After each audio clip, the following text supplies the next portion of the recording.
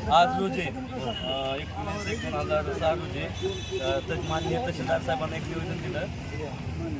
ही आदिवासी पारधी समाजातील राहणारी आवली आज 50 वर्ष झालं यांच्याकडे भारतीय पुरावा म्हणून काही एक कागद नाही. त्यामध्ये आम्ही आज तहसीलदार साहेबांना निवेदन दिले आहे. तसेच महेश मुरलीधर भोसले राहणार सासुरे हे यांचे कुटुंबीय गेल्या 40 वर्षापासून सासुरे येथे राहत असून त्यांना अद्यापही कुठल्याही शासकीय योजनेचा लाभ नाही, घरकुल नाही किंवा जागा नाही.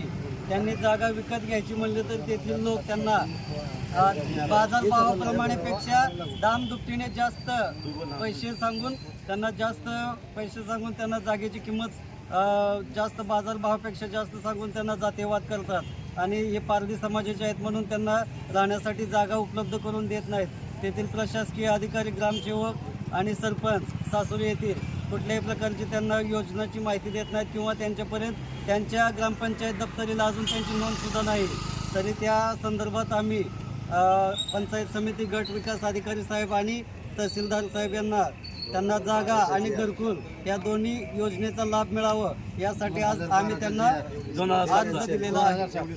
आणि तहसीलदार साहेबांना बोलताना आपण एक त्यात नमूद केलेलं आहे की 2007चा GR होता तीच लागू करून यांना कागदपत्र मिळण्याबाबत आम्ही त्यांना रिक्वेस्ट केलेली आहे.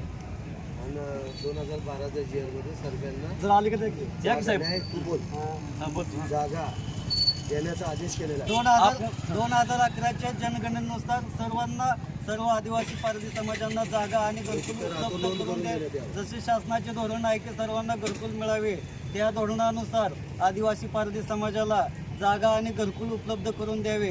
त्या संदर्भातही आम्ही निवेदनमध्ये त्याचा उल्लेख केलेला आहे. तहसीलदारांना निवेदन दिलेले आहे. धन्यवाद. नाही असं फुटपायरीवरच मागून खाणार, आम्हाला घरकुल नाही. बारीक लेकर बाळा आमच्या अशाच फुटपायरीवर, आम्ही सुद्धा असंच फुटपायरीवर आज 70 वर्षाची वय असेल तरी पण आम्हाला जागा नाही, घरकुल नाही, काहीच नाही. आधार कार्ड नाही, आधार कार्ड नाही, रेशन कार्ड नाही, आमचं घरकुल नाही, काहीच नाही आम्हाला.